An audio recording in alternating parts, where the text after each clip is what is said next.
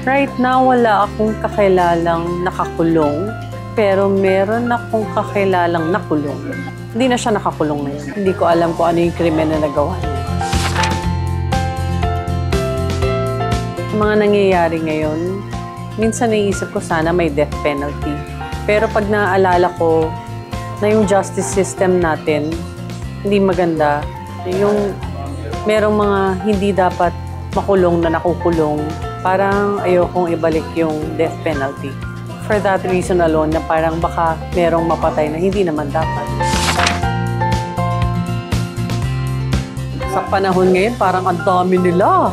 Pag naiisip ko yung dami ng tao na napatay dahil sa mga hindi nagawa o mga maling proyektong nagawa o sa mga panluloko, papaisip ka na sana lahat sila ma-death penalty na lang, 'di ba? Sa galit na lang natin.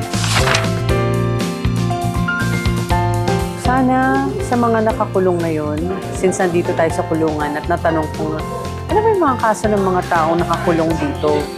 Sabi ng warden, merong iba, masama talaga yung nagawa, pero hindi pa tapos yung kaso. Minsan 18 years na daw, hindi pa rin tapos yung kaso nila. Parang sana mabigyan ng hustisya at malaman kung talagang guilty sila o hindi. Kasi parang tagal naman masyado nun na hindi pa alam kung ano ba talaga sentensya mo. Life imprisonment ka ba talaga? Or dapat ba nakalaya ka na?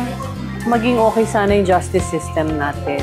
Bigyan ng linaw o yung mga lalo na yung mga mahihirap. Yung mga, meron nga yung tipong nagnakaw daw ng canned goods tas nakulong. Parang sabi ko, wow. Samantalang iba dyan kung ano-ano pinagnanakaw, hindi nakukulong. My name is Charmaine Arnaiz and I play the role of Bim for Magpakailanman, ang babaeng nasa death row.